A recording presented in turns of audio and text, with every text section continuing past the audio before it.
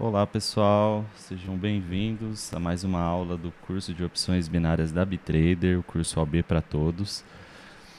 Aqui quem está falando é o Popeye Trader e hoje eu vou entrar num tema com vocês para dar sequência aqui no nosso curso, que é o tema de marcação de linhas de tendência e retrações de rompimentos com Fibonacci, tá?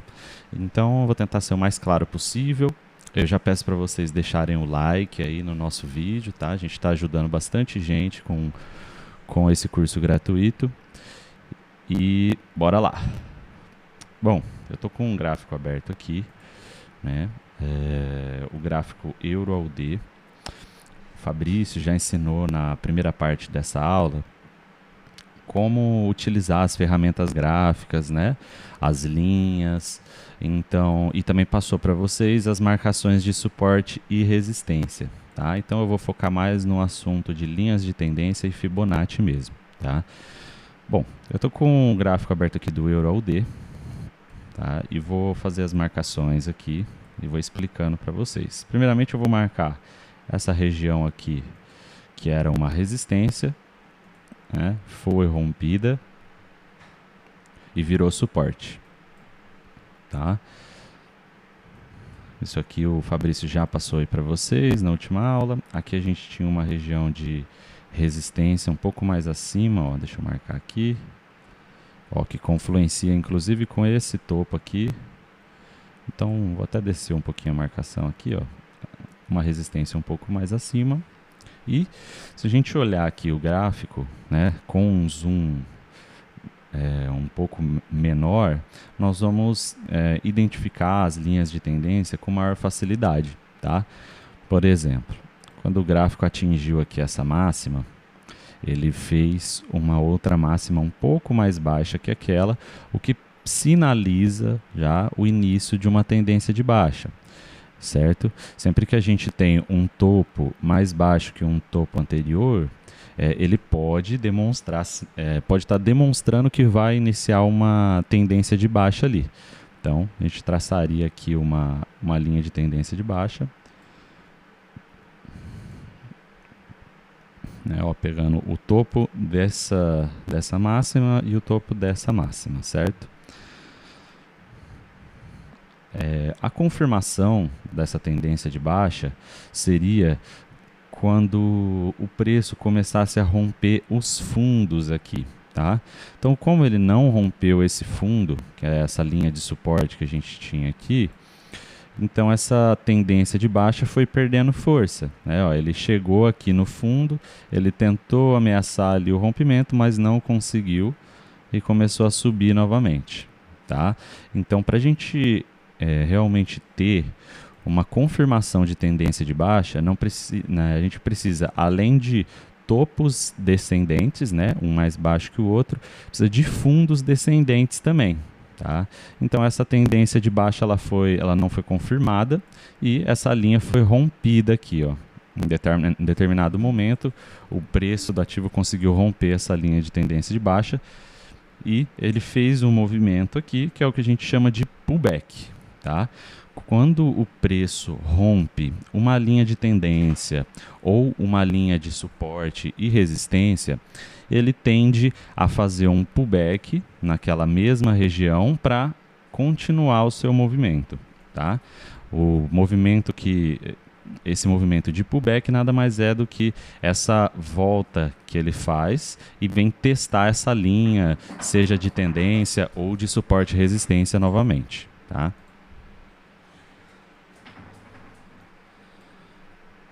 Vamos lá, para a gente prosseguir aqui, a gente identificou que aqui em determinado momento o gráfico deu uma lateralizada, né, ó, eu vou marcar aqui até o suporte, ele formou um suporte aqui, fez uma zona de consolidação, que a gente chama de lateralização, e rompeu esse fundo, certo? Então aqui a gente teria novamente uma linha de tendência que começou aqui, teve aqui um topo mais baixo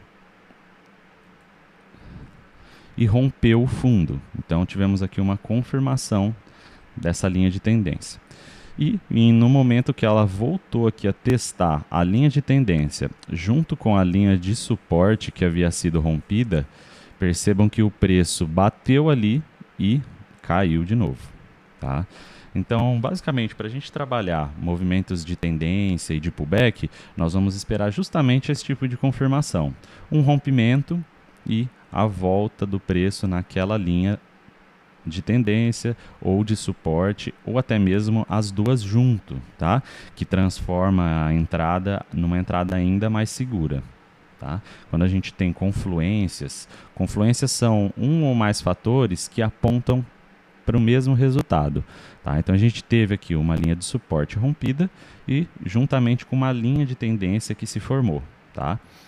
Outra confluência que a gente pode colocar aqui já para a gente abordar o tema seria as linhas de Fibonacci. Tá?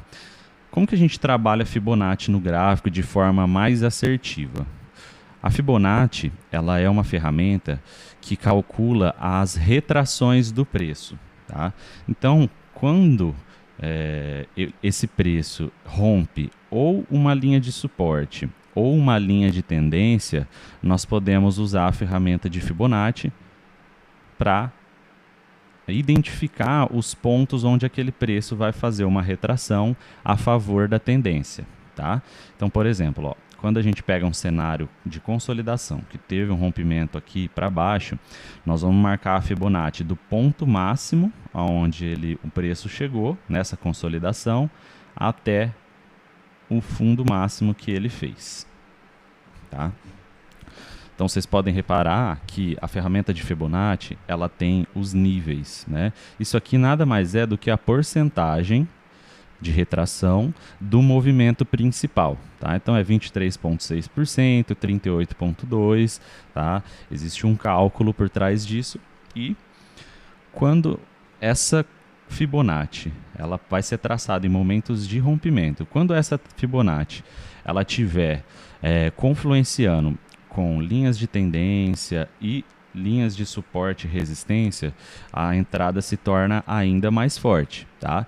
Nesse caso aqui, a gente tinha a linha de suporte rompida, a linha de tendência, e nos níveis da Fibonacci, o preço ele chegou quase a buscar a linha dos 50%, tá? Que é uma das regiões mais fortes de Fibonacci. As regiões mais fortes para calcular a retração são a 50 e a 618. Tá? Eu queria só deixar claro que a Fibonacci em si, você usar só ela para fazer uma entrada, como gatilho de entrada, pode não ser tão eficiente. Tá? É importante que ela esteja em confluência com outros fatores, certo? Mas nesse caso aqui a gente teve uma análise numa região forte, o preço chegou próximo à linha de 50, bateu na linha de suporte, bateu na linha de tendência, então nesse caso aqui seria uma entrada vitoriosa, tá? Se a gente tivesse pego aqui nesse momento que tocou as linhas, certo? Bom, então vamos lá, eu vou apagar essa Fibonacci aqui, só para a gente traçar aqui agora num movimento inverso, tá? Por exemplo, depois dessa tendência de baixa aqui, o preço em determinado momento rompeu essa linha, então formou-se aqui uma possível tendência de alta, tá? Por que possível? Porque ela começou a deixar fundos ascendentes, mas até o momento não deixou um topo ascendente, tá? Então, vou até esticar aqui essa linha de tendência um pouco mais, para a gente ter aqui um parâmetro melhor. Pronto. Beleza. Então, quando essa linha de tendência foi confirmada, foi aqui, ó, no rompimento dessa resistência que se formou. Tá? Depois que o preço rompeu aqui para baixo, ele formou uma zona de consolidação. Tá? De certa forma, ele estava mais pendendo para alta, porque os fundos estavam ascendentes, né? Tanto é que rompeu aqui a linha de resistência e continuou o movimento de alta, certo? Então, quando a gente tem esse rompimento e a formação de um topo mais alto do que os topos anteriores, a gente tem a confirmação da linha de tendência. Tá? Então, ó, vocês podem ver que agora mesmo o preço está buscando aqui essa linha de tendência. Tá? Não quer dizer que eu entraria numa operação aqui, mas reparem que está havendo uma retração, porque é uma linha forte. Tá? Bom, então, só para a gente exemplificar melhor, nós podemos traçar uma linha de tendência principal e também uma linha de tendência secundária. Tá? Essa linha de tendência secundária, você pode traçar ela a partir do momento que gerou o impulso para o rompimento, tá? Que no caso foi aqui, ó. Esse foi o último fundo que essa consolidação fez antes de romper o gráfico para cima, tá? Então a gente teria aqui uma outra linha de tendência, uma linha de tendência secundária. Eu vou traçar ela aqui. Ah, Popeye, mas você pega pavio, você pega ponta de pavio, você pega corpo da vela. Na nossa aula, no nosso módulo de estratégias, eu vou detalhar melhor quais são meus filtros de entrada para trabalhar as linhas de tendência, tá? Então, só para vocês entenderem mesmo aqui como traçar as linhas primárias e linhas secundárias, certo? Bom, então a gente teve aqui um rompimento, certo? A linha de tendência se formou com esse fundo aqui. Novamente o gráfico rompeu um outro topo, certo? E quando a gente tem o rompimento, a gente pode começar a pensar em traçar a linha de Fibonacci, tá? Mas onde eu traçaria a linha de Fibonacci aqui? Você pode traçar a linha de Fibonacci a partir desse movimento, que gerou a impulsão para o rompimento dessa última resistência. E ele fez um topo bem aqui, ó. Esse aqui não existia ainda, né? A gente viu, se a gente tivesse ao vivo aqui no gráfico, nós veríamos a formação de um topo aqui, tá? E vocês podem reparar aqui, quando ele voltou aqui próximo de uma das regiões de Fibonacci, fez a retração, continuou o movimento de alta, tá? Então a Fibonacci, basicamente, ela vai servir para a gente trabalhar a favor da tendência, tá? Esperando essas retrações nos pontos mais fortes, né? Ó, essa daqui chegou bem perto aqui dos 50 e pum, espirrou para cima, tá? E quando a gente tiver a formação de topos maiores, a gente vai também adequando essa Fibonacci. Aí, ó, a gente teve um outro topo aqui. Então a gente adequa aqui a Fibonacci. Reparem que o nível 50 e 61.8 subiram um pouco, né? E mais uma vez, depois desse rompimento, a gente teve aqui uma entrada na região de 50 de Fibonacci. Talvez eu pegaria, talvez não, porque não estava ainda batendo na linha de resistência rompida e nem na linha de tendência, tá?